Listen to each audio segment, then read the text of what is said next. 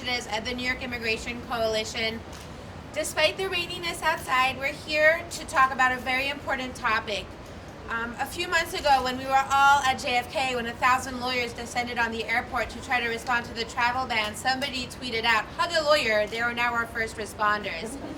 And that's something we've really taken to heart. And I've never been more proud of being a lawyer, especially an immigration lawyer, as I have been in the last few months, as we have led the charge in the resistance against these terrible policies that are coming out of the current White House administration. What we have said over and over again is we need more troops. We need more money to hire more lawyers because they are truly the ones who are going to fight back at every level, at the individual level, going to immigration courts, standing with immigrant New Yorkers, trying to prevent their deportation and their senseless exile from their communities and from their families and their friends. And last week we learned that those arrests of those immigrants are up 40% because of these new policies that are indiscriminate and that target all immigrants as if they all pose a risk to this country and to our great city. So we're going to go today, we're going to go to City Hall, and we're going to knock on every door and tell them, please support us as we wage this war. Please support us as we represent these immigrant New Yorkers. Please support us as we do the research to make sure that we make the law work for us. Please support us as we go to courts all over our city and all over our state to create new laws, create better case law. And that's why we're here today, and you're going to hear from some phenomenal advocates before we go across the street and start those meetings. But no one has been more of a champion for this issue for us than the New York City's own public advocate, Taylor James, even taking cases and helping us in the trenches and fighting for us and speaking out loudly for us every step of the way. So, Madam Public Advocate, thank you for joining us today. Thank you. Thank you. So first, let me just say they only gave me one case because I'm still rusty, but I'm still a legal services attorney by nature, and I always will be. And I want to defend their right to represent individuals in criminal court, but also in civil court. This is phase 2 of Gideon's triumph. You know, we extended in this city, in this administration, legal services to those in housing court, and we are also extending legal services to those in immigration court. We've got to go a little bit further because this day and this action is more critical than ever. We all know about the real threats coming from this federal administration, but sadly we've seen these threats turn into real action. We've seen families that are unfortunately being torn apart, and individuals who are following the laws, unfortunately, and have been in this country for a very, very long time, and in fact this is the only country that they know, are being deported for relatively minor offenses. And we've recently seen a spike in the number of arrests and detentions of immigrants by ICE. And let me remind you, if you have forgotten, and as a former city council member, one of my staff members was taken from his home. One of my staff members was detained for a very long period of time for an offense that he committed when he was in his teens. When they knocked on his door, he was in his 30s. And we were successful in getting him released. But it took a very, very long time, and I really want to thank all of the advocates here in legal services who joined with me to advocate on behalf of my staff member. But it's not unique. It's happening all over our country. And these people, most of whom have come to this country simply to seek a better life because they believe in the dream. And they all should be entitled to basic legal rights. As soon as you touch our shores, there's certain rights attached to you. And it's really critically important that a person's right to due process should not be contingent upon the crime that they have allegedly committed. And it's important that we also underscore the fact that we are in this country are innocent until proven guilty. Let me say that again. In this country, as part of our Constitution, as part of our values, and it's a part of everything that we hold true and we hold dear. Individuals are innocent until proven guilty, regardless of the severity of the crime. Innocent, and not the other way around.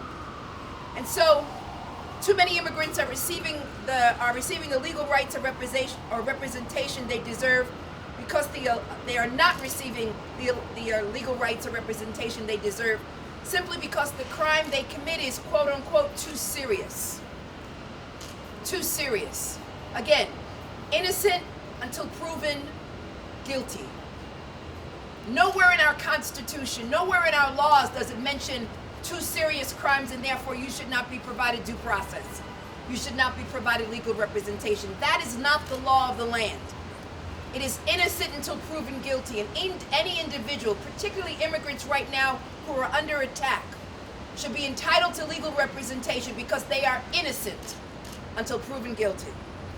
And that is why we are here. We must provide the necessary funding to ensure that all individuals in the city have the right to due process, and they have the right and the representation of the best lawyers that money can buy. I know money can't buy them. They're the best lawyers, period. And so it's really critically important that we grow this army of angels, this army of individuals who will stand by your side and defend you to the end, and who believe in the Constitution and who believe in due process, and who recognize that your rights should not be parceled, and that the laws should not be determined on whether or not a crime is serious and or too serious. There should be no distinction in the law. It should only be, are you innocent until proven guilty? That is what should guide the decisions with respect to funding. And so it means that we must do everything that we can do to defend their protections and defend their rights. And so I truly believe that New York City is a sanctuary city, and it is a sanctuary city, and we will defend that right. A city that welcomes all. And we must include significant and robust funding for legal services in the final budget. I am calling upon the mayor to do that. Mr. Mayor, I thank you for standing up and defending New York City as a sanctuary city, but we've got to go further. Your actions really need to match your words.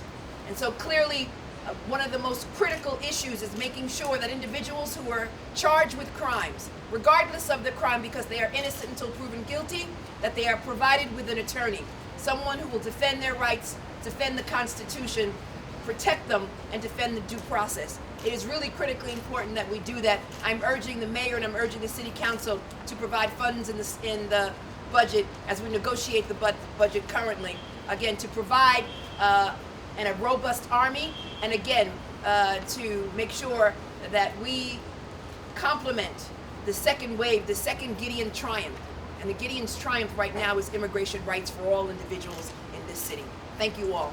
Thank you. Next up, we have Jojo Annabelle, the Executive Director of the Immigrant Justice Corps, who's been at the forefront of getting immigration lawyers exactly where they need to be with their program, and a longtime champion and advocate. Yay, Jojo! So, good morning to all of you. And today, America faces a humanitarian crisis of enormous proportions. 3 years ago, we saw the influx of children coming into this country. As advocates, we thought that was the greatest challenge for us.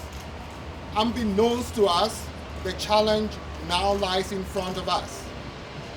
Make no mistake that what you are seeing on television and in the newspapers of immigrants who are being arrested is just a tip of the iceberg.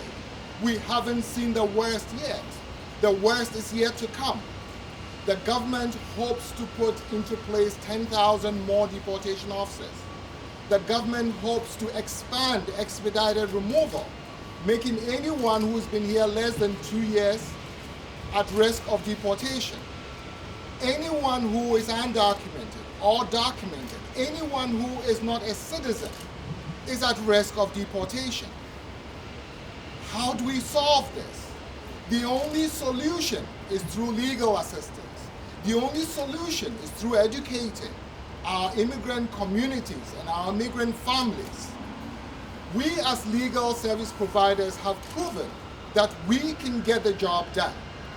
We've done it over countless years, whether it was Haitian TPS, whether it was unaccompanied minor children, or it was adults with children.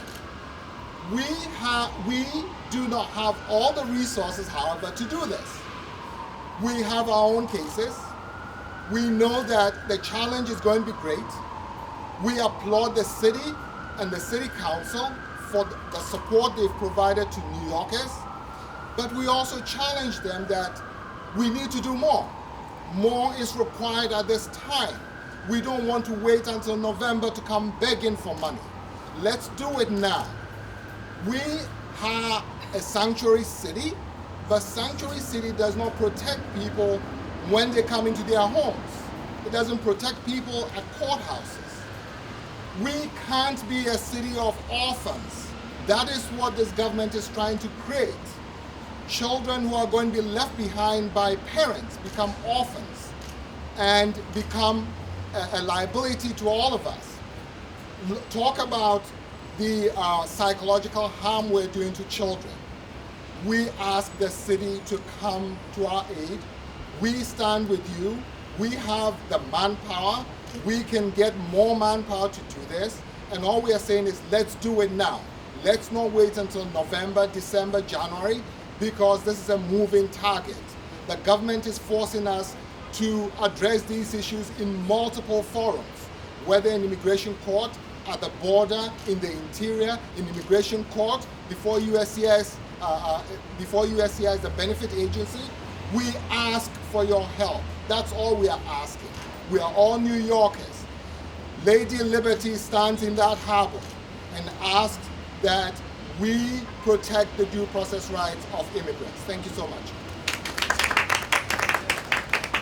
And if you want to see what the legal trenches look like, you should go to a tiny basement of a church in Brooklyn, where there are some of the most amazing lawyers doing some work every day, and one of them is here, Heather Axford, Senior Staff Attorney for Central American Legal Assistance.